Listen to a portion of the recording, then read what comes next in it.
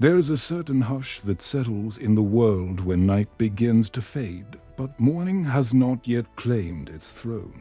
It is not silence, not entirely. There are faint stirrings, the rustle of palm leaves, the distant drip of water, the breath of sleeping birds. Yet over all of it hangs a softness, a veil, as though the world itself holds its breath, waiting. It is in this suspended moment that your story begins.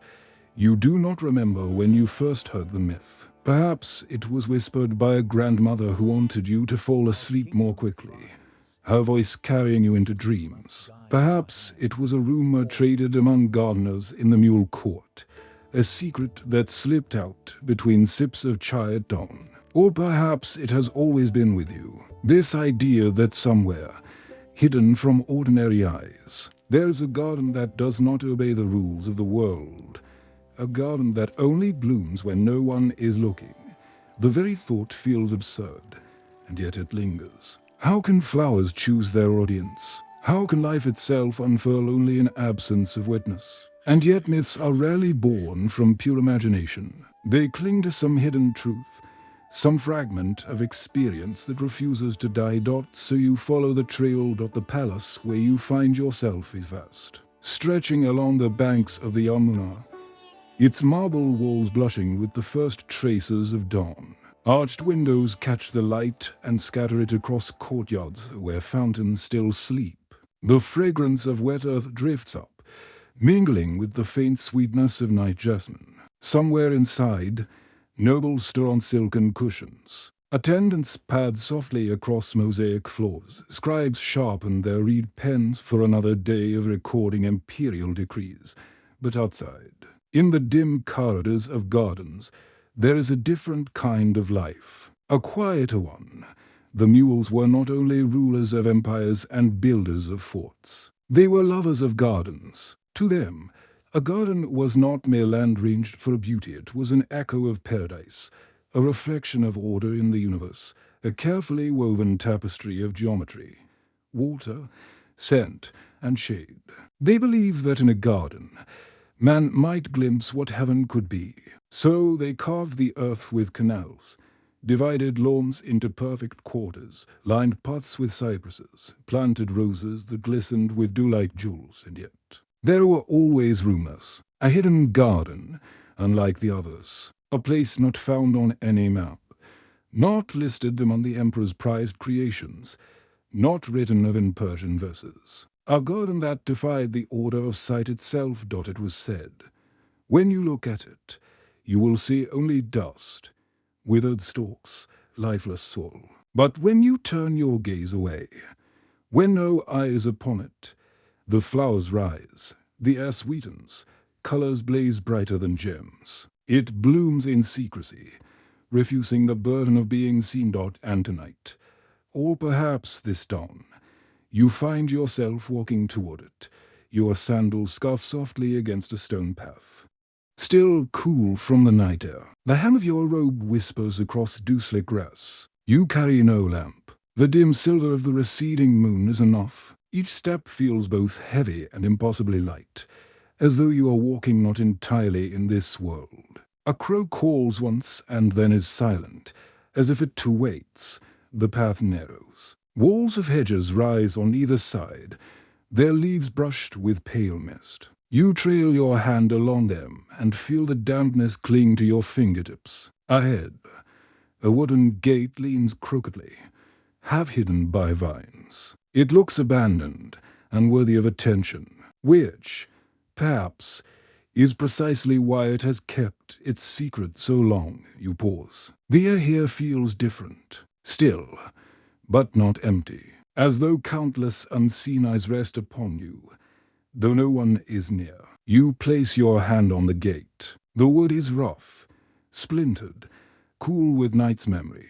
You push. It creaks open reluctantly, complaining at the disturbance inside. Nothing. At least. Nothing worth a second glance.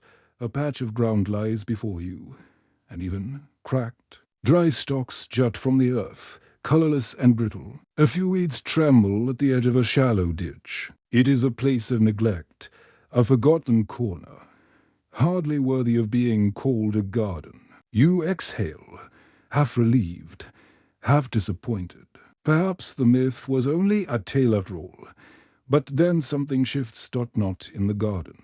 In you, your eyes wander, losing interest. They drift toward the stone wall, where a small lizard clings motionless. You glance upward at the paling sky, and in that split second, when your gaze turns away, you feel it. A pulse, a fragrance, a shimmer at the corner of perception. You snap your head back, but the garden looks the same, dry, barren.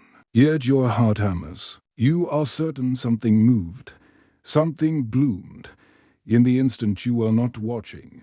You test it again. You fix your eyes on the dead stalks. Nothing. You look away to the ground, the gate, your own hands, and there, faintly, at the edge of your vision, petals unfold. It is like trying to catch a dream. The harder you look, the quicker it vanishes. But the more you allow your gaze to wander, the more the unseen reveals itself. Roses burn red behind your turned shoulder. Lilies whiten the air with their ghostly fragrance. Jasmine twines invisibly until you dare not glance at it, lest it shrink away. Your breath trembles. This is no ordinary place. You have stepped into the myth itself. The garden only blooms when no one looks. You close your eyes. Instantly, the air thickens with scent rose, musk, rain-soaked soil. You hear the faint rustle of petals brushing against each other, the secret laughter of leaves opening in the dark. You do not dare open your eyes. You simply breathe, and with each breath, the garden grows richer. A thought creeps into you. Is this not how life itself is? Does not the heart beat unseen, the seed sprout in darkness, the dream weave itself behind closed eyes? Perhaps the myth is not strange at all. Perhaps it is the truest reflection of how the world always works. When at last you open your eyes, the garden is barren again. Yet you are changed. You cannot walk away untouched. Something has settled into your bones, quiet and immovable. Like a seed waiting to sprout when no one is looking, you step back through the crooked gate, letting it close behind you with a sigh. The palace begins to stir in earnest now, traders setting up their stalls, cooks stoking fires, guards yawning at their posts. To them, the world is ordinary. To you, it is forever doubled, the seen and the unseen, the withered and the blooming, the silence and the secret music. And though no one will believe you, though no words can fully capture it, you know the truth of the myth. You have stood in the garden that blooms in absence of eyes. You have felt it breathe. You carry its fragrance now. Invisible, undeniable.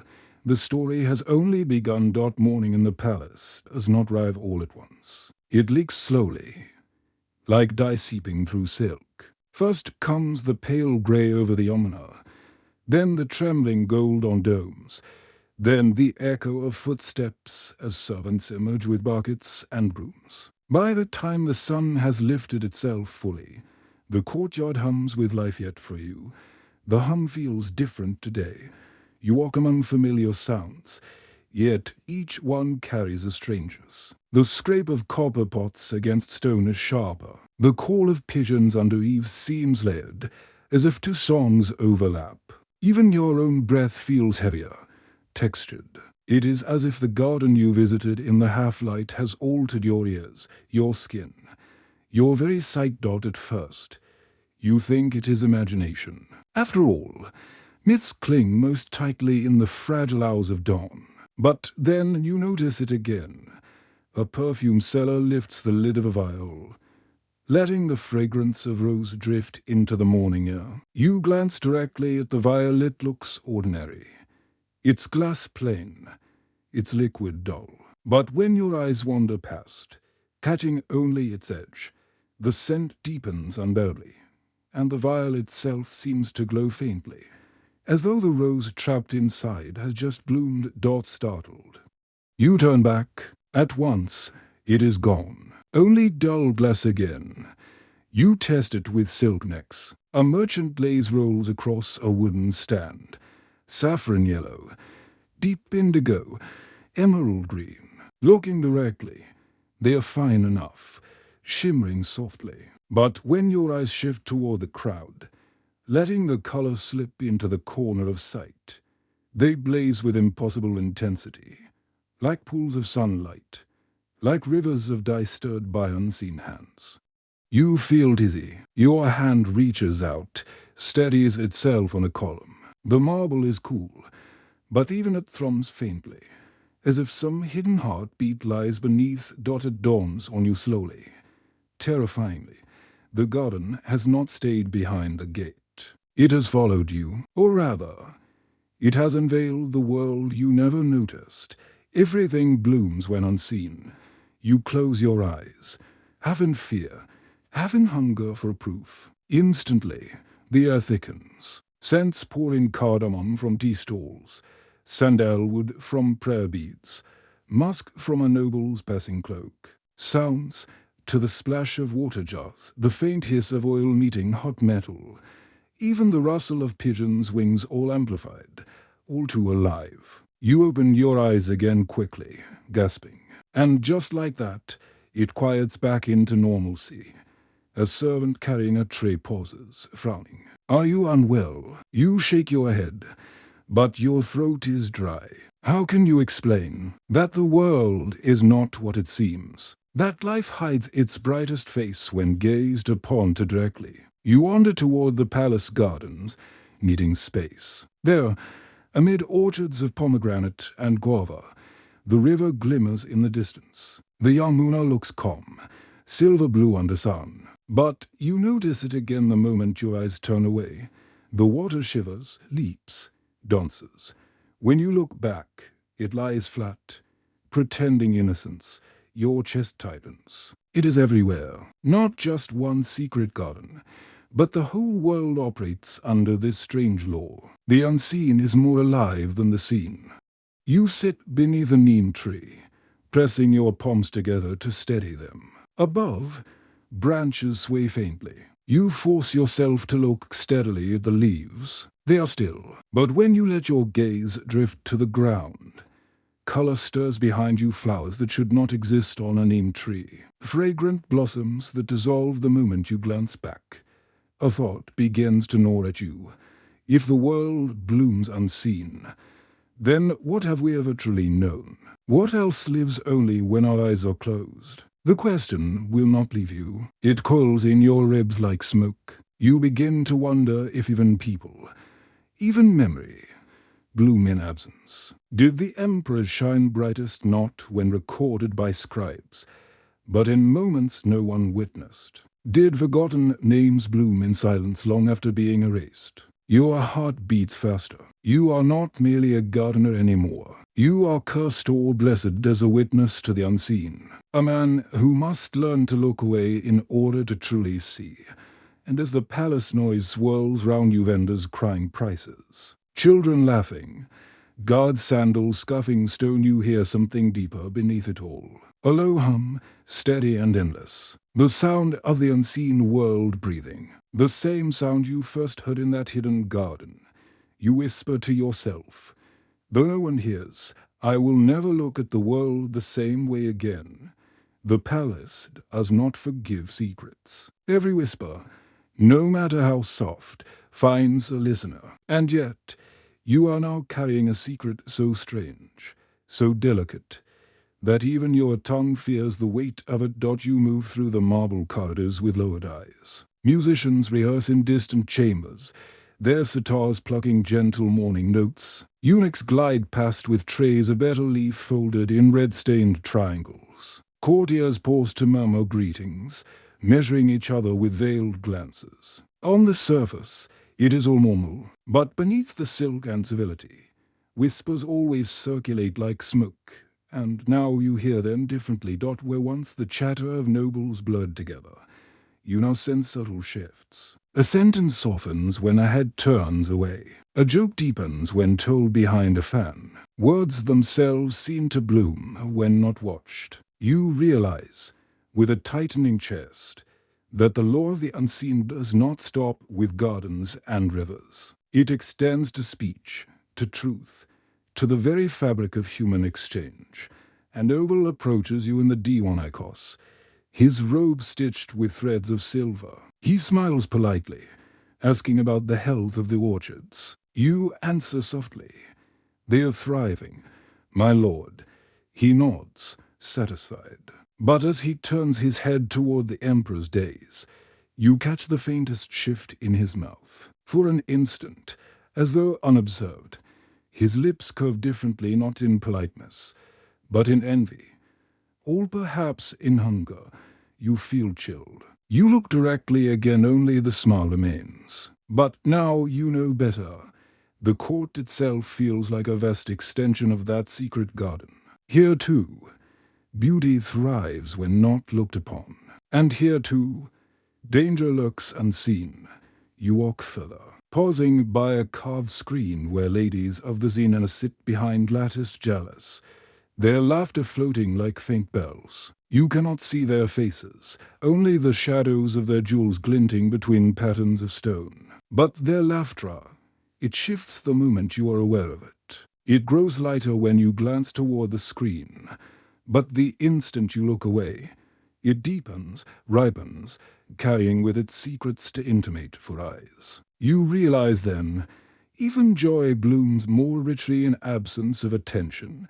The emperor himself enters the hall, borne on silence as heavy as thunderclouds. Akbar, Jahan, Shah Jahan, it hardly matters, the weight of kingship is the same. His steps echo, his eyes, dark as obsidian, sweep across the court. Every voice stills, yet even he is bound by the law of the unseen. For when courtiers kneel before him, their faces composed, their thoughts wander, unseen schemes blooming silently like hidden gardens behind their eyes, and you wonder, does he sense it too? Do emperors hear the hum of the unseen as you do? Or are they deaf to it, trapped in the gaze of constant eyes? Fear trickles down your spine. You realize the danger of what you now perceive. To witness what others do not is a burden. To notice how the world shifts when unobserved is to step outside the safety of shared illusions. If you speak of it, you will be dismissed as a dreamer or worse, as a heretic. Yet the whispers chase you everywhere at night. When all lamps burn low and the court retires, you pass a group of scribes hunched over Persian manuscripts. They copy verses by lamplight, their quills scratching rhythmically. You watch one scribe closely. His hand moves steadily as you stare. But when you glance at another's parchment, you hear a faint gasp. Turning back, you glimpse, just for a heartbeat, words curling into existence faster than his hand could write letters blooming across the page of their own accord, only to freeze when your gaze fixes on them. You step back, heart pounding. The scribe looks up, startled. Is something wrong? He asks. You shake your head, whispering, "Nothing." But inside, terror rises. Books breathe, words bloom, truth flowers in silence. By dawn, the palace whispers press against your skull. Everyone hides behind smiles, behind robes, behind rules. But now you see what lies beneath, and you are afraid not of them, but of yourself. Because once you have seen the unseen, you cannot return. That night, in your chamber, you lie awake. You hear the gardens outside rustling though no wind blows. You hear the faintest sound like a sigh, like pages turning themselves. And you realize the myth of the garden is no isolated tale. It is a mirror. It reveals that the entire empire blooms only when no one looks. The wealth, the faith, the power, the beauty, it all deepens in absence, hides in presence. And suddenly, you wonder if you too are blooming in ways you cannot know. When you close your eyes, do you become more yourself than ever? When you forget your own name, does a truer name rise in silence? The thought chills you, it comforts you, it traps you. You turn to the ceiling, whispering to the dark, perhaps all of us are gardens. Perhaps none of us bloom while watched and in the stillness. You swear you hear the palace itself answer back with the faintest hum of unseen blossoms opening. Ritual is the thread that binds the empire together. From the emperor on his jeweled throne to the humblest servant sweeping corridors, each breath of the day is woven through with gestures, words, movements of devotion. But now, after the garden, you no longer see these rituals as you once did. You no longer trust what is visible. You know, deep in your chest, that faith to may bloom when unseen. You walk before dawn toward the small mosque built into the palace's northern wall. The air is cool, blue-gray, carrying the faint sweetness of night jasmine. Lamps burn in shallow alcoves, flames flickering against sandstone. A handful of worshippers gather, their whispers low, their bodies still. You step inside, bowing your head, listening for the first call of the muezzin. The azan rises, Allahu Akbar, and its sound fills the chamber like water pouring into a vessel. You watch the worshippers line in rows, their backs straight, their feet pressing lightly against cool stone. Hands lift, words fall, foreheads touch ground. All appears ordinary, yet you notice something subtle. When you look directly at them, their movements are uniform, discipline familiar. But when your gaze shifts, when you glance down, when you half close your eyes, you feel an invisible echo rising in the room. As if, in addition to the visible prayers, there are hundreds of unseen ones blooming round you, ghostly figures bowing, invisible lips moving, shadows prostrating where no bodies kneel. You tremble. Is faith doubled when no one looks? Does devotion breathe most richly in absence, when even the worshipper forgets themselves? After prayer, incense coils through the chamber. It burns in small clay cups, rising in pale ribbons. You watch the smoke directly thin, predictable. But the moment you turn your head, the scent thickens. The smoke seems to bend into sheep's arches, gardens, words written in the air. For an instant you think you glimpse calligraphy glowing in the haze, verses curling like petals. When you look again, it is gone. Only faint smoke remains. You leave the mosque shaken. But the question will not leave you. Perhaps all rituals, Hindu puyas in temple courtyards, Buddhist chants in Himalayan shrines. The zikrs surface under moonlight, perhaps all are richest when unobserved. Later that week, you follow the emperor to the Friday congregation at Jama Masjid.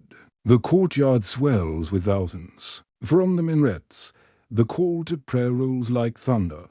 Carpets stretch across marble, red against white.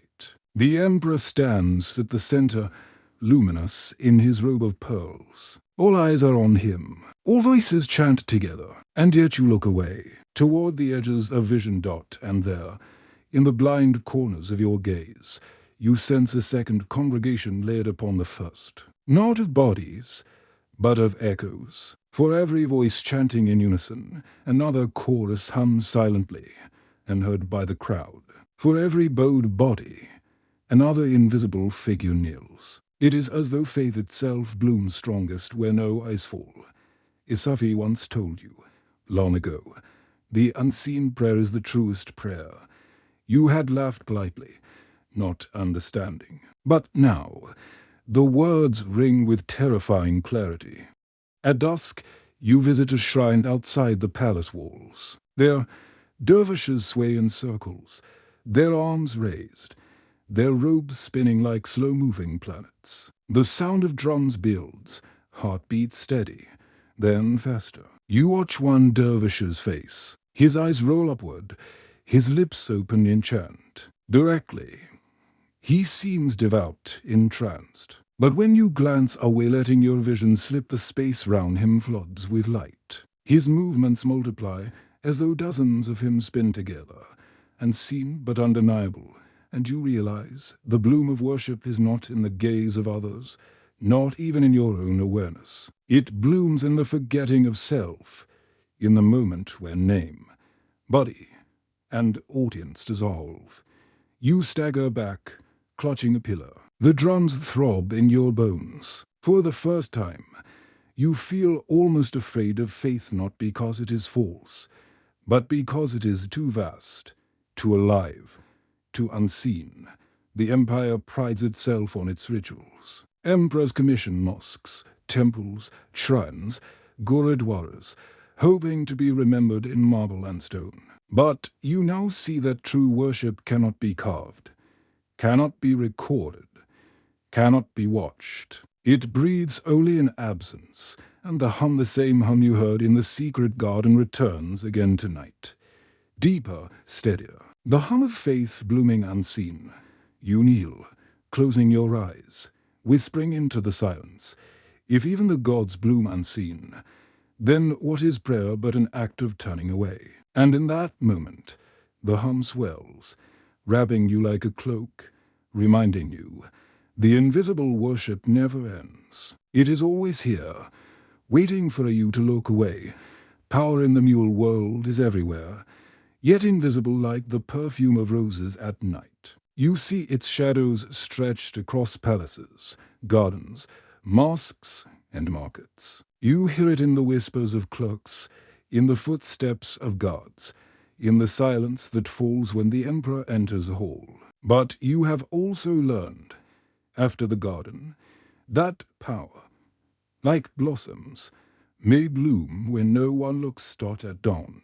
You walk into the Diwanakos, the hall of private audience. Marble pillars rise like frozen trees, inlaid with gemstones that flicker under torchlight. The emperor sits on the peacock throne, shimmering with gold, rubies, emeralds. Nobles bow low, courtiers stand in rows, scribes ready their pens. All seems orderly, predictable. Power is visible, on display. Yet you have begun to notice something different. When you look directly at the emperor, you see him as others do, majestic, calm, absolute. But when your gaze shifts, when you glance sideways toward the arches, you sense another figure, an echo of him looming larger, almost dissolving into the walls themselves. The power that no one speaks of, the power that blooms unseen. Watching all who bow, the courtiers murmur petitions, land disputes, tax exemptions, accusations of disloyalty. One noble raises his voice too sharply, and silence falls like a blade. The emperor speaks softly, but his words ripple like thunder. The noble bows, trembling. The matter is decided. Justice seems delivered. Yet you wonder, was the judgment made here, before all eyes, or long ago, in a place where no gaze could reach? Later, in the Diwanayom, the public hall, crowds gather to witness law. Peasants plead for a mercy. Merchants argue over corn. Soldiers accuse rivals. The emperor listens, his face serene. Scribes record each verdict. Guards stand like statues. It is theater, a performance of justice. Everyone watches, everyone sees, but you recall the garden, blooming only when unseen. And suddenly you realize the true judgments, the true decisions of empire, may bloom in the invisible spaces whispered in corridors, agreed upon in midnight chambers, sealed with nods no one notices. The law you see may be only a shadow, while the real law breathes where no eyes rest. One evening, you follow a clerk through narrow passages behind the audience halls. Candles sputter in the dark, parchments lie stacked in silence, seals pressed in wax, waiting for no witness but the clerk's hand. He lifts the scroll, stamps it, sets it aside. No crowd, no throne, no proclamation. And yet here, unseen, the fate of villages is decided, taxes imposed, borders drawn. Power blooms in ink, in silence, in absence of gaze. The emperor's spies, too, walk unseen. You hear their sandals on the stone at night, their whispers in markets. They move like shadows, watching everyone, watched by no one. Merchants lower their voices, servants hide their eyes, soldiers bow quickly. No one knows who listens. And so every word is shaped by the possibility of unseen ears. Power here does not need eyes. It grows precisely where no one dares to look.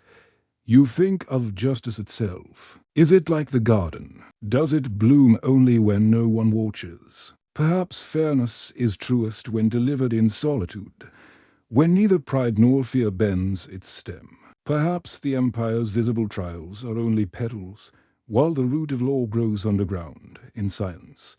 Nourished by secrets taught at midnight, you wander into the courtyard of the fort. Moonlight spills across marble, silvering the pools of water. Guards patrol the ramparts. Owls cry in the distance. You stop near the great gates, carved with iron and bronze. They are closed, locked, guarded by spears. Power made visible. Yet when you close your eyes, you feel a different gate. One no guard watches. The gate of rumor, of unseen whispers, of decisions carried on the breath of those whose names are never recorded. That invisible gate swings silently, unseen, shaping more than any iron door could. You kneel by the reflecting pool, staring at the moon trembling on its surface. Directly, you see calm water.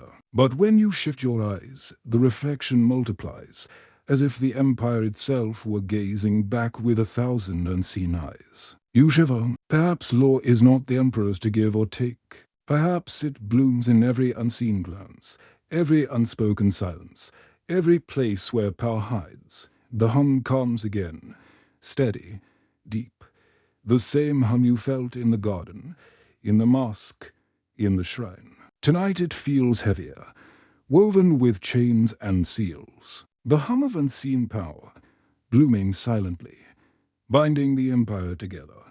You whisper to yourself, trembling, if law blooms where no one looks, then what is justice but the unseen garden of power? And in the silence of the night, the empire itself seems to breathe in agreement. Memory is fragile in the empire, like the faint scent of sandalwood carried by the wined present for a breath, then gone, leaving only an ache of sweetness. Forgetting is stronger, heavier, more certain, like the weight of stone palaces sinking into earth. You have come to believe, after the secret garden, that memory itself may bloom most richly when unseen. One afternoon, you find yourself in the royal library. Sunlight streams through latticed windows, falling in golden nets across shelves of manuscripts, Persian chronicles, Arabic commentaries, Sanskrit epics, illustrated grams, letters bound in silk. Scribes bend over low desks, their reed pens scratching like insects in summer grass. The air smells of ink, glue, leather. You reach for a volume, the Baburnama, Memoirs of the First Emperor. Its pages whisper of gardens, battles, rivers, longing for a Kabul. You trace the words with your finger. Directly, they are history meant to preserve memory. But when you close your eyes, when you turn away, you sense something else, the words breathing, the stories alive in silence, blooming most fully in the unseen garden of forgetting. For as much as Babur recorded, more was left unsaid, more lost, more dissolved into shadow. A court poet recites verses nearby. His voice is soft, lilting, weaving ghazals of love and loss. Courtiers nod, smile, sip sherbet. You to listen, but you notice something peculiar. When you watch the poet's lips, the verses are beautiful but finite. Yet when you look away, letting your vision slip, you hear more than he speaks. Whole stanzas emerge between breaths, echoes of lines never recited, verses that bloom unseen, waiting in the silence, and you realize, perhaps forgetting is not absence, but a deeper form of memory. What is forgotten in words may bloom in silence, unseen but not lost. Later, in the palace archive, you see clerks sealing documents with wax. Each seal marks a decree, a decision, a life altered. Yet scrolls also lie in corners, covered in dust, forgotten by all. You open one, the seal cracked, the ink faded. A decree of exile from decades past. No one remembers the man's name, his crime, his fate. And yet, as you stare at the forgotten words, you feel his shadow bloom in the room, heavy, present, alive. Forgotten by empire, remembered by absence dotted dusk, you walk in the outer gardens. Old marble pavilions crumble, fountains run dry. Servants sweep fallen leaves, not caring where they fall again. Children play, their laughter sharp, fleeting. You pause beneath a banyan tree, its roots tangle deep into earth. Directly, you see bark, leaves, birds nesting. But when you have closed your eyes, when you stop watching, you sense layers of memory blooming unseen, the echo of long-vanished emperors walking here, lovers whispering in shadows, scholars debating under stars, none remembered, all alive in forgetting.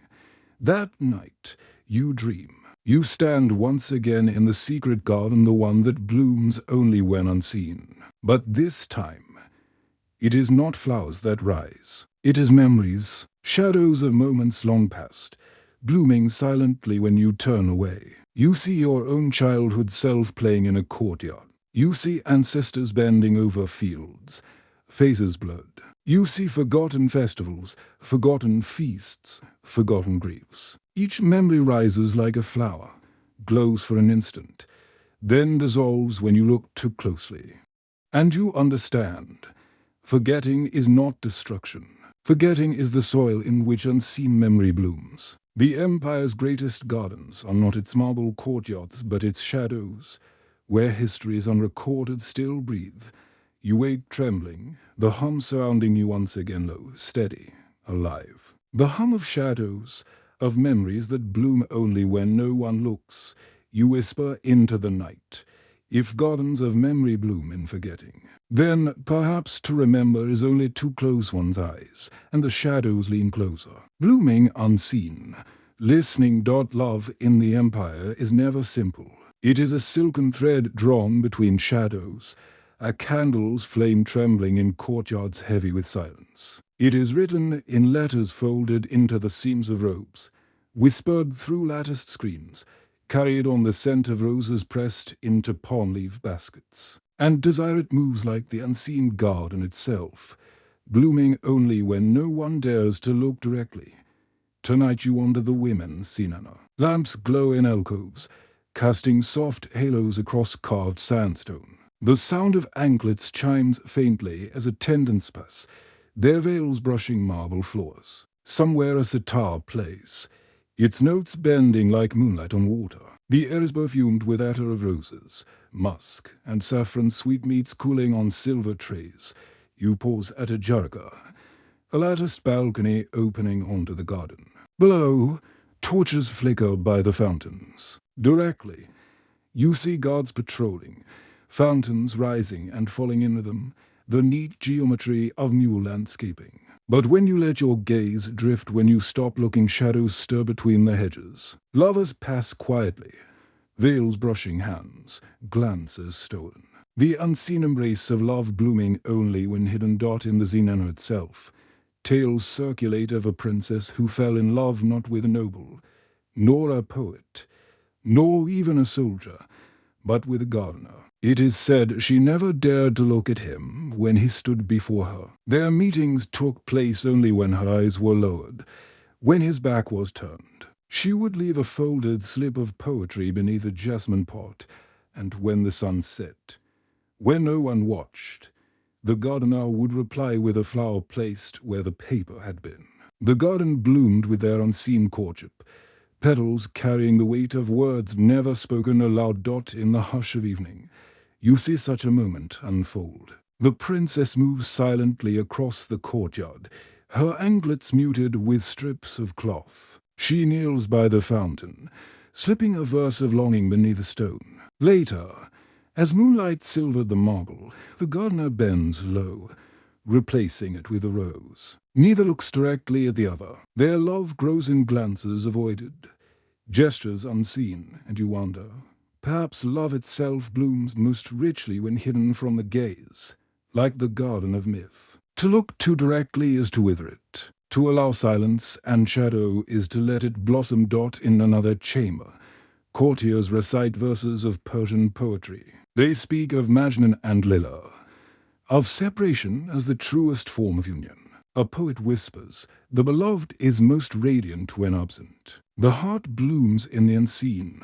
The courtiers nod. Some laugh gently, but you feel the truth pierce deep. Love unseen, desire hidden, becomes stronger like fragrance released only when petals are crushed. Later, alone in your chamber, you dream again. You stand in the secret garden, and this time it is not flowers that rise in the shadows. It is touches never given, kisses never taken, embraces left unseen. You see to shadows approach, pause, retreat. You feel the ache of longing pressing heavy as the scent of night-blooming jasmine. The garden hums not with memory, but with desire thick, intoxicating, and seen. You turn your head. You look away, and only then does the embrace bloom fully, shadows entwining, unseen by the direct gaze. Love, like the mythical garden, demands secrecy. It demands to bloom in silence, to be carried by the spaces between glances, by the breaths held and released into night. When you wake, your heart aches with a longing unnamed, and you whisper to yourself, perhaps the purest embrace is the one unseen, the one carried in shadows, blooming where no eye can rest, and in the darkness of your chamber, the unseen garden stirs once more, blooming in silence. Listening to your breath, we often imagine an empire of marble, fountains, jeweled thrones, and endless banquets. Yet beneath the shimmer, survival itself was a daily economy, a balance of costs unseen, debts carried in silence, and blooms that required more than sunlight. The garden that blooms only when unseen is not free.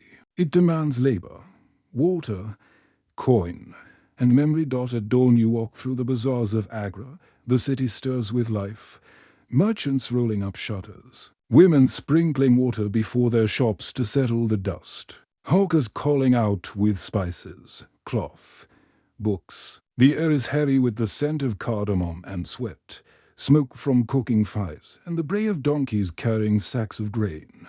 You stop before a bookseller's stall. Manuscripts lie stacked in neat piles, copied by scribes who worked through night's spiral lamps. You pick one up, a copy of Saudi's Gulistan, its margin decorated with tiny flowers. The seller leans closer, whispering, a single volume, 3 months of a scribe's life. The cost of a cow, enough to feed a family for a season. The cost of blooming, hidden in ink. Each line of calligraphy, each petal painted in miniature, is a debt of hours, days, lives unseen. Nearby, a gardener bargains for a jasmine oil. He haggles fiercely. You listen. A small vial, no bigger than a thumb, costs as much as a soldier's monthly wage. Why? Because hundreds of blossoms are crushed, each unseen by those who breathe the fragrance. The unseen garden demands crushing, sacrifice, silence. Its beauty is carried on the backs of laborers who rise before dawn, plucking flowers in fields that no emperor will ever see. You walk further into the spice market. Nutmeg, saffron, pepper all glitter like jewels. But you learn the truth. A single thread of saffron costs more than a loaf of bread. A handful of nutmeg, the price of a servant's yearly earnings. Every fragrance, every taste, blooms only because someone, somewhere, labored unseen, sacrificed unseen, paid unseen.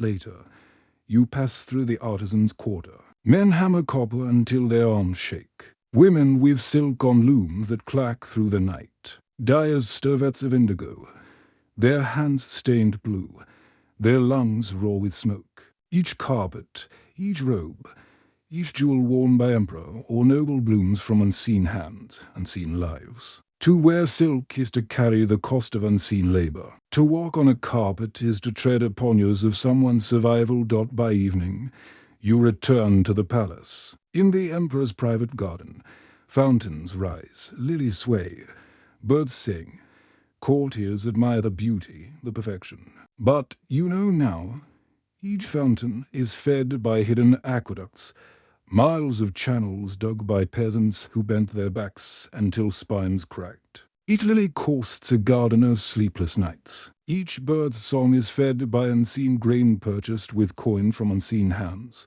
And in this moment you realize, the unseen garden of myth is not only metaphor, it is real.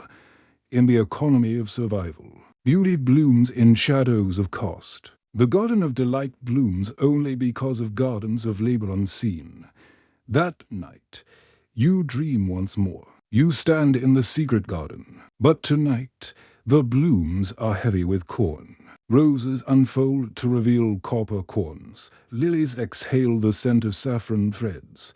Jasmine drips with oil that stains your fingers. You hear voices murmuring the voices of scribes, artisans, laborers whispering the price of every petal, every fragrance, every shadow. You try to gather the flowers, but they weigh you down. You sink to your knees under their cost, and a voice whispers through the unseen leaves. Nothing blooms freely. Every garden carries its shadow. To breathe beauty is to owe a debt to the unseen.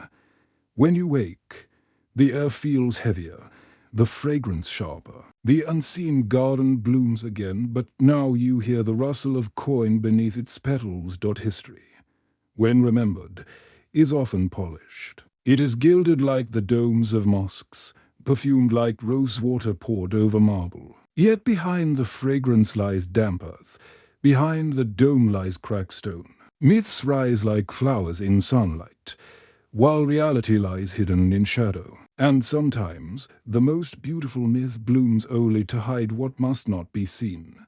You hear the stories often sung by poets, whispered by storytellers in the bazaar, inscribed in chronicles. They say Mughal gardens were eternal, perfected visions of paradise on earth. They say fountains always leapt clear, roses always opened, mango trees always ripened at the perfect season.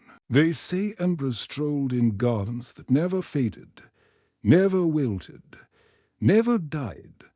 But you have walked the paths at dawn.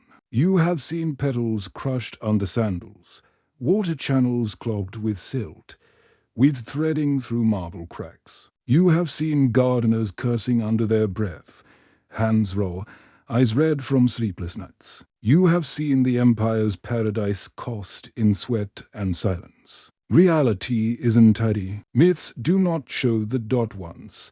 In Lahore, you hear an old gardener speak. His beard is silver, his tunic patched, his back bent from decades of work. Children gather as he tells them. When the emperor entered the Shalimar, every fountain rose high, every petal shone. But do you know why? Because dozens of us stood in the shadows, hands on levers, adjusting valves, bending spines.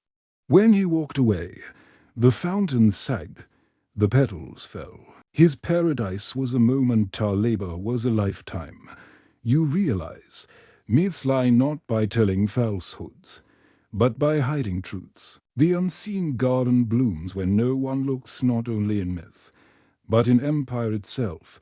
Another myth speaks of eternal harmony. Gardens where nobles, poets, and beggars all walked together, sharing shade, sharing fragrance. But reality tells you otherwise. Class divides are sharp as blades. Nobles stroll shaded avenues while peasants bend in fields under burning sun. The emperor's roses bloom in marble planters while villagers starve in drought. Harmony blooms only in poems, in paintings. Reality blooms in hunger.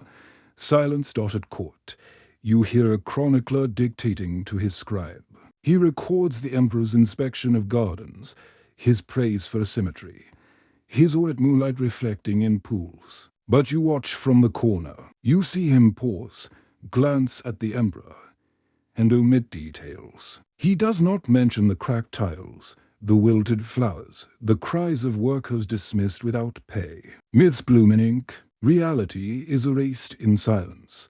One evening, you sit by a fire in a caravanserai. Merchants share tales of fabled gardens in Kashmir. They describe China's turning gold in autumn, rivers singing through valleys, nightingales reciting poetry. But one merchant, his hands blistered from climbing pauses, laughs bitterly. Yes, the valley blooms like paradise for those who own it. For us, it is snow in our boots, bandits on the roads, taxes at every gate. The garden of myth hides the dust we swallow. And you understand. Reality is never as smooth as painted miniatures. Myths are crafted like silk carpets, threads ranged in perfect patterns. Reality is the loom, the noise, the knots, the tangled threads beneath.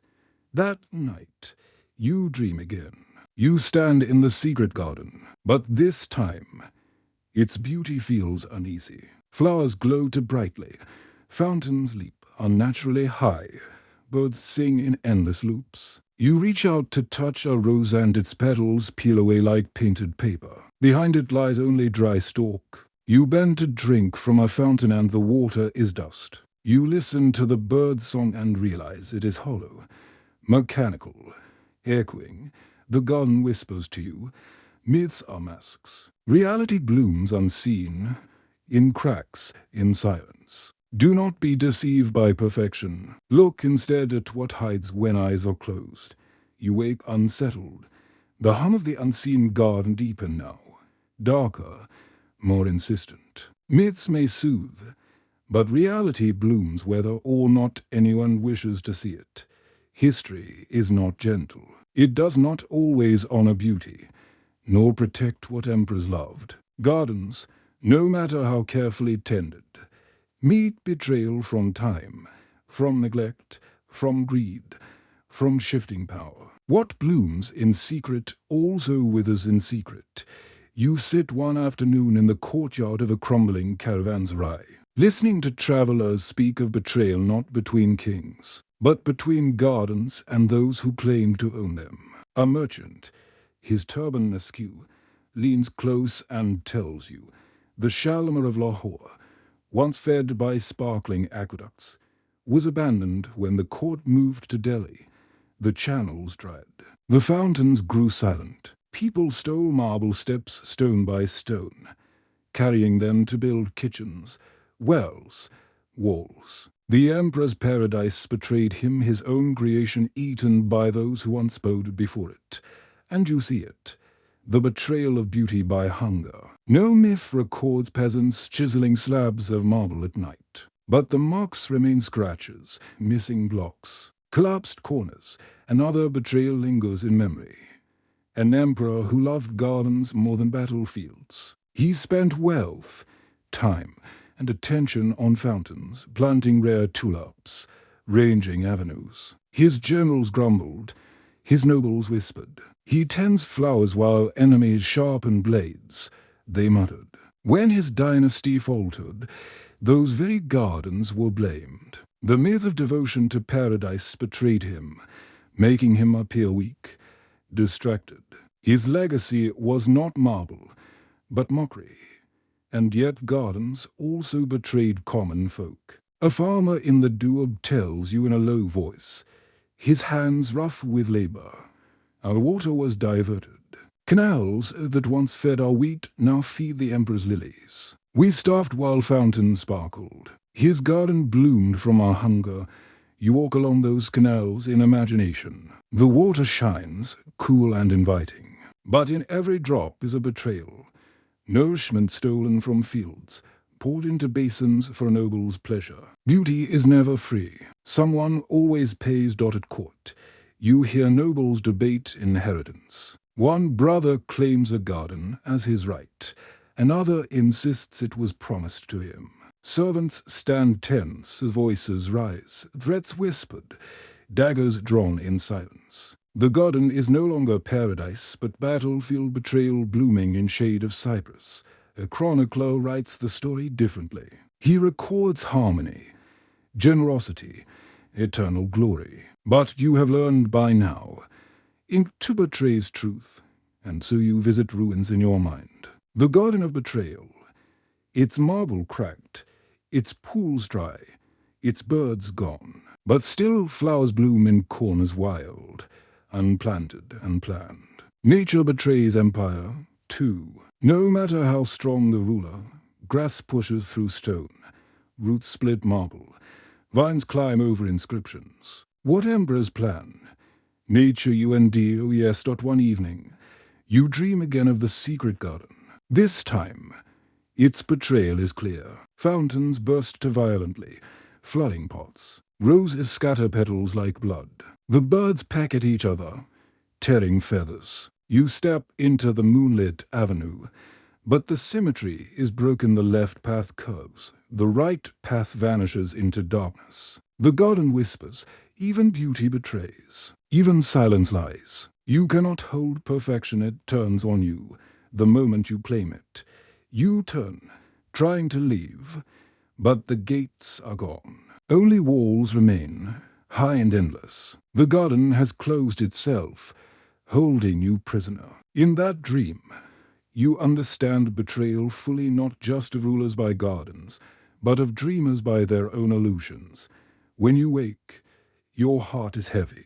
You think of the emperors who poured lives and fortunes into paradises that now crumble.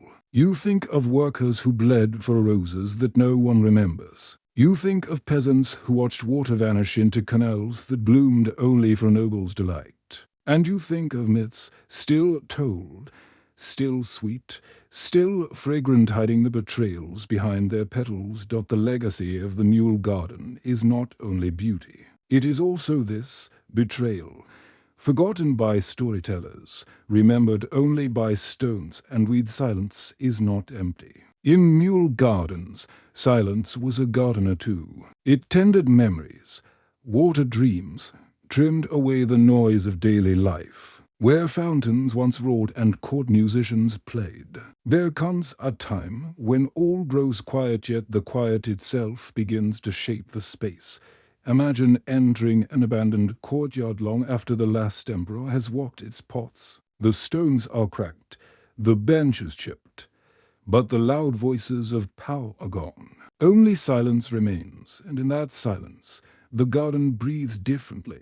A cool breeze stirs, unnoticed by history books. The rustle of leaves grows louder than armies, louder than dynasties. Silence prunes away ambition, leaving only the fragrance of memory. You hear stories of women in the Zenana who once sat by moonlight, listening not to words but to pauses between them. When a poet faltered, when a singer inhaled, when a lover hesitated, that was when silence revealed truth. A myth spread that silence itself was a gardener. It allowed emotions to take root, unseen but strong. Where words might wither, quiet patience let blossoms unfold. One chronicler writes of Georgia sitting alone after a hunt. The drums of victory faded, the shouts of retainers died down. Only a solitary bird sang. In that silence, Georgia looked at a single poppy swaying in the air. He is said to have whispered, "The garden grows most beautifully when I do nothing." Perhaps he understood what silence was doing, grooming his world with invisible hands. But silence was not always kind. In Agra, a forgotten pavilion still echoes with betrayals whispered but never answered. When silence fell after quarrels, it carried bitterness like thorns. The gardeners may have swept leaves, but silence kept the sting of unspoken words alive. For silence can preserve sorrow as easily as joy. The traveler tells you of Kashmir's valleys. At dawn, he says, the greatest gardener was not the man who trimmed hedges, but the stillness that lingered before anyone stirred. In that hush, dew formed perfect beads on petals, shadows stretched slowly across cypress trunks, and tulips opened shyly. He swore the gardens belonged not to emperors but to silence itself, which woke flowers more gently than any human hand. You sit in a ruined charbag, your imagination filling broken fountains with still water. You wait. At first, nothing happens. But slowly the quiet thickens, like a curtain being drawn. You begin to notice things hidden by sound. The way ants cross a stone, The way moss curls round edges, the way the sun changes shade by shade. The silence is gardening reality, pruning distractions, watering awareness. And myths say that when silence became the gardener, even the flowers learned restraint. Night blooming jasmine opened only in the hush of midnight. Roses dropped petals without a sound, as if afraid to wake the world. Trees bent not to the wind, but to the heavy weight of stillness. Once, an emperor's guest wrote a strange account. He said the Shalimar garden had a voice, but it could only be heard in absolute silence. When all speaking ceased, when fountains were still, when birds rested, the garden itself murmured, not in words, but in the rhythm of leaves, the pattern of shadows, the soft stretch of roots underground. He claimed he heard the garden sigh, as if it remembered its builder's silence, then became August. While ink faded and songs were forgotten, silence remembered everything. It stored grief in empty pavilions, joy in sunlit arches, secrets in shaded alcoves. Walk into any ruin at dusk, and silence will open its archive for you, though it offers not scrolls, only sensations. You dream again of the secret garden. This time it is not betrayal you feel, but a deep quiet. Fountains stand frozen. Birds are motionless. Even the moon seems paused. The air is so thick with stillness you fear to breathe. And then you realize the garden is gardening you. It trims your thoughts, slows your heart, waters your spirit with calm. You become part of the myth, one more blossom in silence's care. And when you wake, you understand why silence was revered. It was the gardener emperors could not command, poets could not capture, nobles could not own. It was eternal. While dynasties rose and fell, silence remained, tending what history forgot. The legacy of Mughal gardens, then, is not only beauty or betrayal, it is the way silence still gardens the ruins, long after human hands are gone. Step into those places, and silence will prune you too, reshaping how you remember, how you dream, how you rest. There comes a time when memory softens into myth, and myth dissolves into dream. The Mughal garden, with its flowing channels, its measured symmetry, its shaded walks and fragrant beds, no longer survives in stone alone. It lingers now in imagination, blooming each night when someone closes their eyes. The emperors have gone. The nobles who once strolled under moonlight at dusk, the gardeners who bent their backs to water saplings, have long been forgotten. Yet the garden persists, not in marble, not in canals, but in the dreams of those who hear its story. Imagine yourself drifting into slumber. The world outside fades, the noises of the day dim. You enter a dream, and there it is, the eternal garden, waiting as though it had always been within you. Fountains rise not with water, but with silver light. Cypress trees bend not with age, but with wisdom. Flowers open without need of sun, unfolding in the hush of midnight. No watchman guards the gate. No emperor claims it. Here, the garden belongs to dreamers. Whoever closes their eyes steps into its blooming silence. The myth has escaped history, taking root in the soil of sleep. Travelers once spoke of such a place. A Sufi poet in Delhi wrote, "Every night I fall asleep beneath rubble, but in my sleep I walk through paradise." Perhaps he too had entered this eternal bloom. A mystic in Kashmir said, "The gardens are not in the earth, they are in the breath between waking and sleeping, and in your dream. You walk slowly through paths no longer bound by symmetry. For dreams do not obey rulers or architects. Here, the geometry of Shahberg dissolves into endless unfolding. The path leads where your heart leads. Roses appear when you think of love. Streams flow when you think of peace. Every desire blossoms. Every memory finds root. You pause beneath a pavilion. The pillars shimmer like starlight. The arches curve into infinite sky. A voice seems to speak, but it is your own thought. The garden blooms when unseen, for its truest soil is the mind. Night after night, Myths of emperors fade, but the myth of the garden endures. In Lahore, in Agra, in Delhi, in ruined corners of forgotten forts, sleepers still dream of hidden blooms. The eternal garden has become collective memory, a paradise woven not of marble but of silence, not of water but of yearning. A tale says that the final Mughal emperor, in his last days, closed his eyes in exile. Around him was no palace, no fountain, no tulip. But as he drifted to sleep, he smiled faintly. A servant asked why. The emperor whispered, "I walk again in the garden." Perhaps he too entered the eternal bloom, freed from chains of stone, embraced by the boundless stream.